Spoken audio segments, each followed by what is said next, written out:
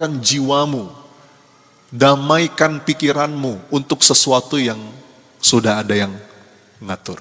Ketika itu ketemu, mudah-mudahan hidayah Allah turun. Fokus ke situ aja. Orang punya hati kayak begitu, itu pantas dititipi lebih banyak. Itu kita punya hati kayak begitu, nanti hidupnya akan ringan, jalannya dimudahkan, pintu-pintu rezeki dibuka, bahkan dari arah yang tidak diduga. Bismillahirrahmanirrahim. Masa lalu, sesuatu yang sudah terjadi, ini sudah terjadi. Jawab, dalam kendali apa di luar kendali? Hah? Sudah terjadi ini. Yang dalam kendali kita apa? Mengambil pelajaran. Iya kan?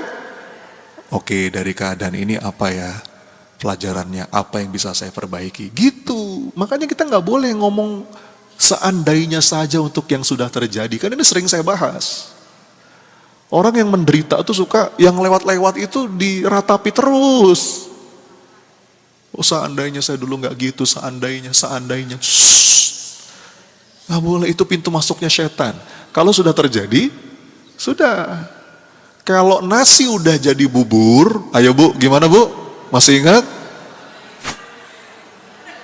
Nasi udah jadi bubur, gimana Bu? Apa yang dalam kendali kita? Ini udah jadi bubur nih, kan nggak mungkin balik ke nasi lagi. Ya. Kasih topping, kasih ayam, kasih bawang goreng, pakai sambal enggak? Pakai sate enggak? Kecap, kerupuk apa emping? Jadi lapar kan tuh. Udah Bu. Makanya Nabi mengajarkan kalau sesuatu itu sudah terjadi, katakan qadarullah wa ma syaa fa'al. Ya, semua ada hikmahnya dan semua pasti baik pada akhirnya. Coba diulang gimana? Semua ada hikmahnya. Yuk.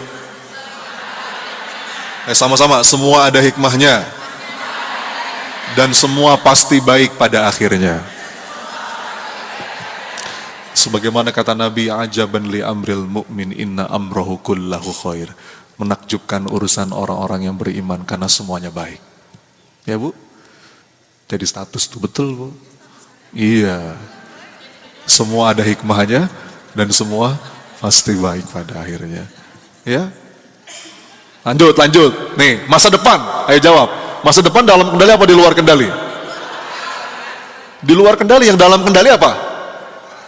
Ikhtiar. Tugas kita merencanakan yang terbaik, melakukan yang terbaik. Tapi kita tetap mesti punya ruang di hati bahwa pada akhirnya masa depan itu dalam genggaman Allah. Betul Bu? Jadi kita nggak banyak kecewa. Orang yang banyak kecewa itu seakan-akan dia bisa mengendalikan hasil. Enggak. Tugas kita ikhtiar Bu, yang terbaik. Itu jadi amal soleh. Ya. Kadang-kadang hasilnya cocok, kadang-kadang nggak cocok. Disitulah pentingnya tawakal Allah. Jadi tawakal itu bukan berarti kita nggak ngapa-ngapain, pasrah aja Ustadz, saya tawakal. Itu bukan tawakal namanya. Tawakal itu bergerak aktif, tapi terbingkai dengan kedamaian. Tugasku melakukan yang terbaik. Ya, kalau sakit berobat. Tapi kesembuhan dari siapa? Dari Allah. Ya. Jadi Bu, Anda lagi mencemaskan sesuatu nih. Langsung Ibu petakan, oke, dalam kecemasan ini apa yang bisa saya lakukan? Bu, ini obat cemas loh. Jadi saat kita menurunkan langkah-langkah kita pada apa yang ada dalam kendali kita, kita jadi tenang. Contoh ya, ini contoh. Ini urusan kecemasan misalnya. Saya, Bu, dulu punya kecemasan. Kecemasan saya apa?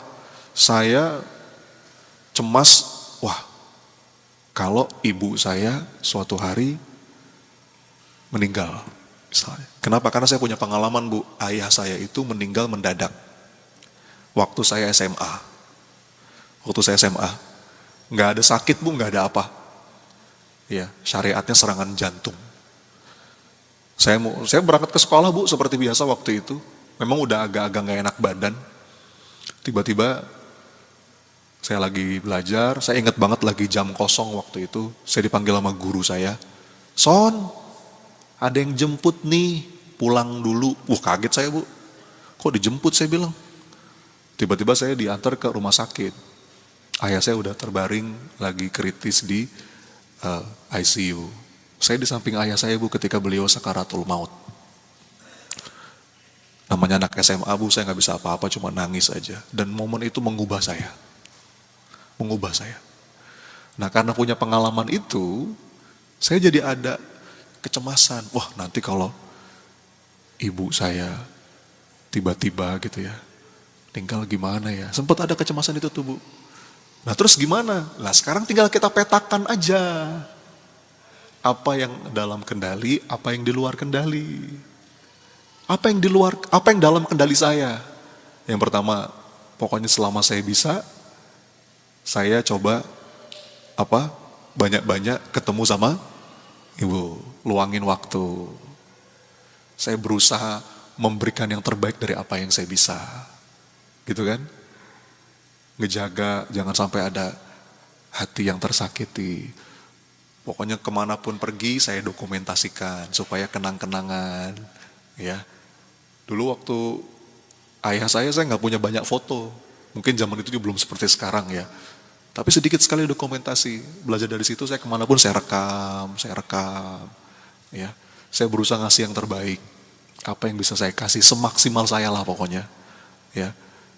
Itu yang dalam kendali saya. Yang di luar kendali saya apa? Yang di luar kendali saya suatu saat ibu saya meninggal dunia, saya gak bisa mengendalikan, betul bu?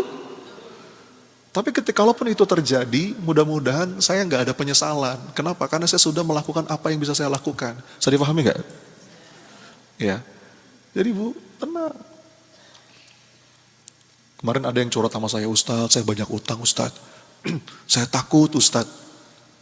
Saya meninggal utang saya masih banyak. Oke, sekarang kita petakan. Yang dalam kendali apa? Ikhtiar. Allah lihat itu.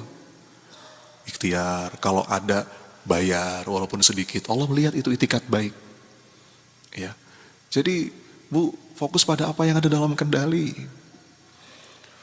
Untuk sesuatu yang di luar kendali, yang itulah yang kita serahkan kepada Allah. Ya. Makanya kalau sesuatu itu sudah terjadi, semua terjadi atas izin Allah, semua pasti sudah Allah ukur, semua baik dari Allah. Kalau kita merasakan pahit, itu jadi penggugur dosa, dan kalau sikap kita tepat, itu jadi bisa kita konversi menjadi pahala. Ada sebuah kalimat yang bagus banget dari seorang ulama namanya Syekh Ibnu Athaillah Sakandari.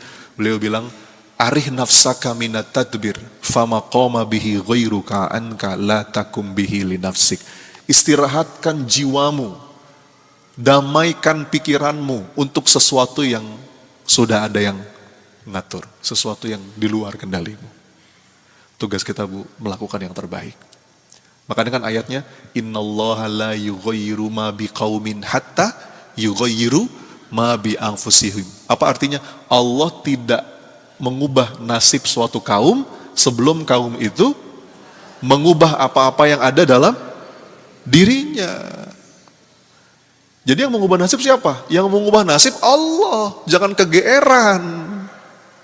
Yang mengubah nasib itu Allah. Tapi tugas kita apa? Mengubah apa-apa yang ada dalam diri kita. Ya bu ya. Coba sekarang ibu lagi cemas apa? Dipetakan.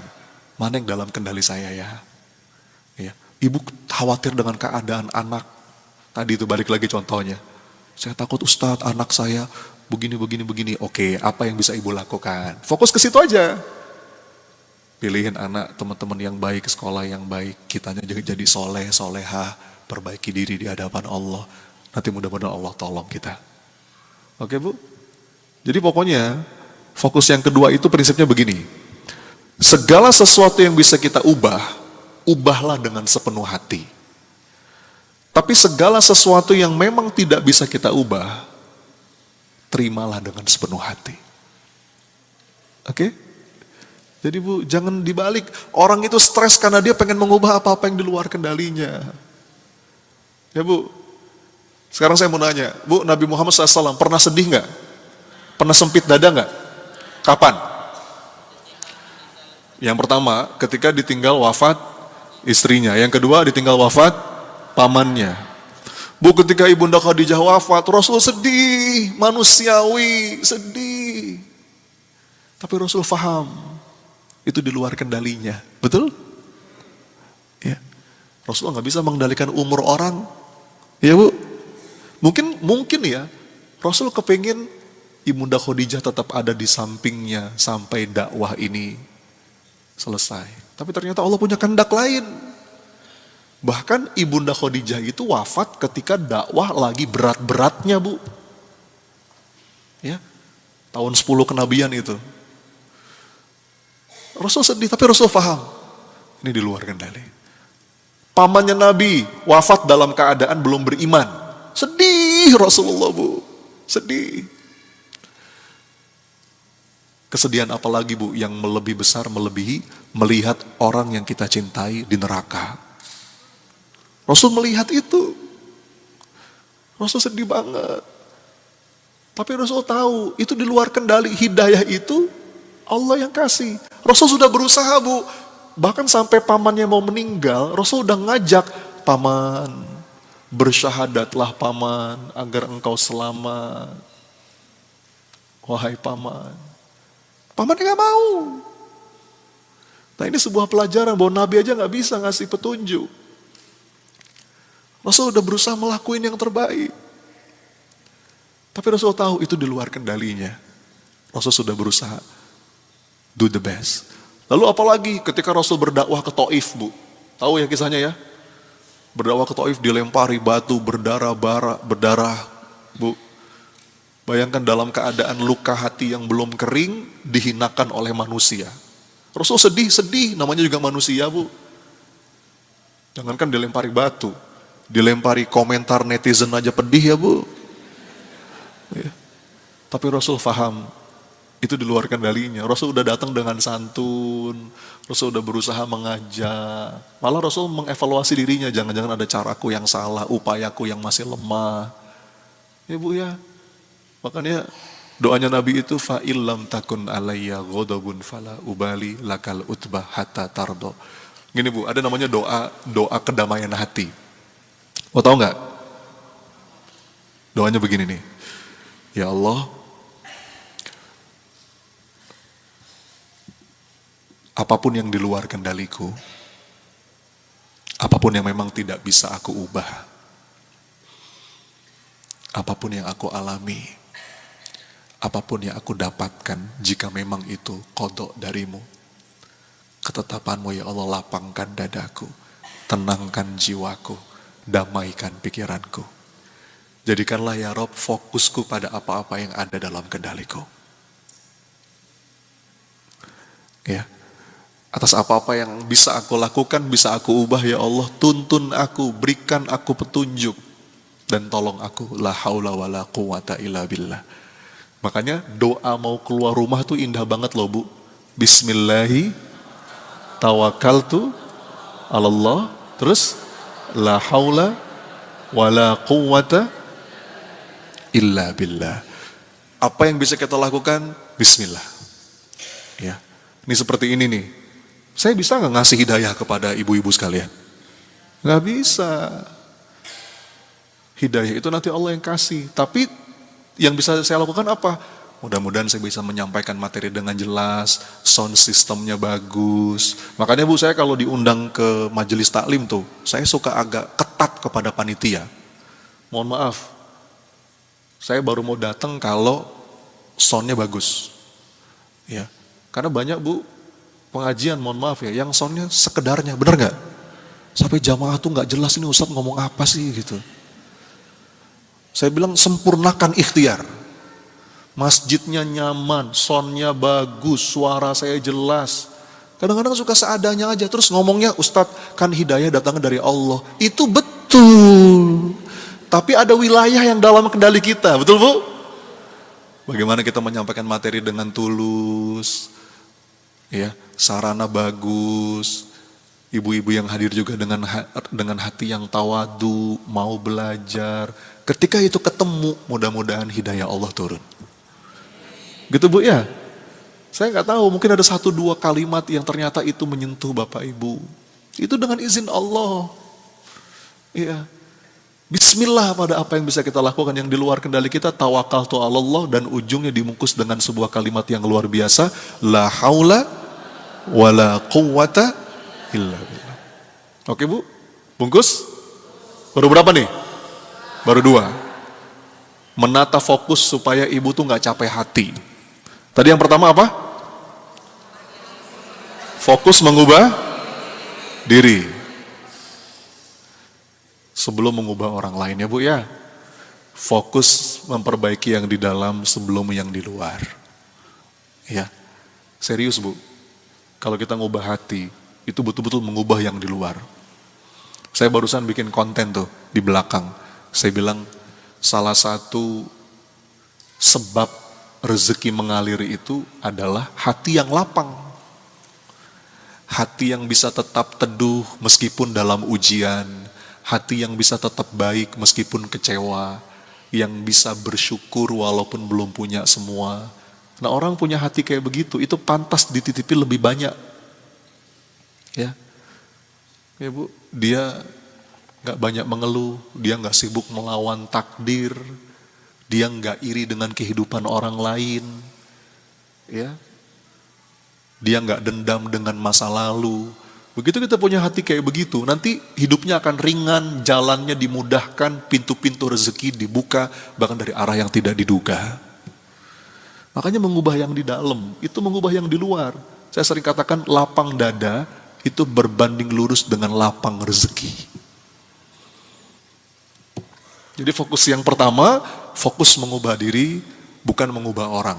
Fokus yang di dalam, bukan mengubah yang di luar. Oke? Yang kedua, apa yang kedua tadi?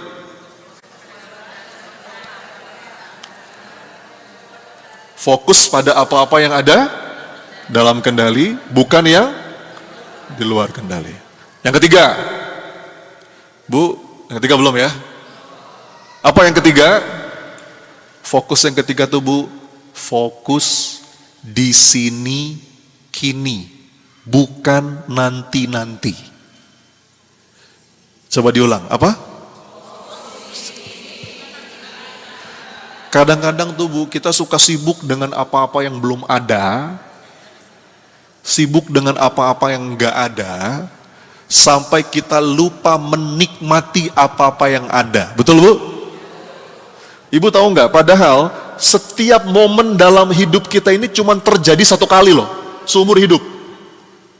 Ya, itu enggak terulang. Maka hidupkan betul, hidupi betul momen itu.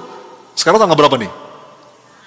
Tanggal 6 Bu, tanggal 6 Mei jam 9 pagi, udah lewat tadi, betul nggak? Itu nggak akan terulang lagi Bu.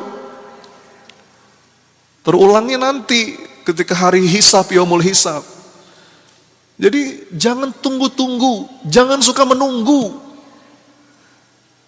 Kebanyakan dari kita tuh menunggu, menunda kebahagiaan, menunda amal. Makanya kan ada sebuah kalimat dari sahabat Nabi namanya Abdullah bin Umar, dia bilang, kalau engkau ada di sore hari, jangan nunggu pagi. Kalau engkau di pagi hari, jangan nunggu sore. Manfaatkan waktumu sebelum engkau sempit, sehatmu sebelum engkau sakit. Itu. Gimana nasyidnya? Ingat 5 perkara sebelum 5 perkara, sehat sebelum sakit, muda sebelum tua, kaya sebelum miskin, lapang sebelum sempit, hidup sebelum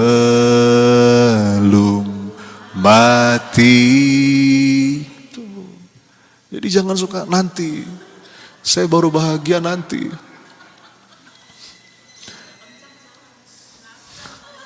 Jadi Bu, kadang-kadang kita tuh suka, waktu anak masih kecil pengen cepet-cepet gede. Begitu anak udah gede, pengen kecil lagi. Siapa yang begitu? Fokus di sini kini. Nikmatin, itu namanya kalau istilah dalam psikologi itu namanya mindful awareness atau mindfulness. Nih ibu sekarang episodenya lagi gantiin popok anak, lagi mandiin anak. Nikmati itu bu, nanti suatu hari ibu akan kangen dengan itu. Betul nggak? Begitu anak-anak udah gede, udah pesantren, udah dewasa, rumah sepi. Nikmatin bu. Nih, ibu lagi di sini, nikmatin ini dengan sepenuh hadir. Istilahnya itu hadir penuh sadar utuh. Coba diulang, gimana? Kalau ibu lagi makan, makan. Ibu lagi nonton, ya nonton. Ibu lagi ngobrol, ngobrol. Ibu lagi ngaji, di sini ngaji. Jangan raganya di sini, pikiran kemana-mana. Pikiran kejemuran. Tadi kompor udah mati belum ya? Itu bu yang bikin kita tuh nggak bahagia. Apalagi emak-emak nih. Iya. Coba bu latih fokus di sini kini. Ya. Kadang-kadang kalau lagi mau berangkat umroh nih, wah udah nggak sabar pengen buru-buru umroh. Akhirnya nggak menikmati hari itu. Begitu sudah umroh, kangen sama anak-anak, pengen buru-buru pulang. Gimana sih? Itu maunya apa sih? Gitu. Jadi apa yang Allah titipin bu, itu nikmatin. Makanya kan kata Nabi SAW itu, kun fid dunya ka'annaka gharibun aw abirus sabil. Jadilah engkau seperti orang asing di dunia ini atau seperti orang yang sedang nyebrang jalan. Jangan suka nunggu-nunggu nanti-nanti. Enggak. Yang dalam kendali kita itu apa yang hari ini. Bahkan kalaupun kita mau memperbaiki yang sudah terjadi dan kita mau menyiapkan yang belum terjadi, kuncinya tetap hari ini. Betul bu? Iya. Jadi fokus di sini kini. Nanti kadang-kadang kita suka bahagianya itu bahagia jika atau bahagia bersyarat. Ustadz, saya baru bahagia jika nanti Ustadz, kalau sakit saya udah sembuh, kalau utang saya udah lunas, nanti Ustadz, nanti bahagianya nanti, ya. Kalau dia udah berubah, kalau ini udah beres, jika ini jika itu. Padahal bu kalau kata para pakar, siapapun yang punya prinsip seperti itu bahagia bersyarat, maka sampai kapanpun dia nggak akan pernah bisa bahagia. Kenapa? Karena kalaupun jika yang dia syaratkan sudah tercapai, dia akan selalu punya jika-jika yang lain. Mestinya prinsip hidup tubuh bukan bahagia jika, tapi bahagia di sini kini. Bu ya, bukan nanti-nanti bu. Dan ini perlu juga dimulai dari diri.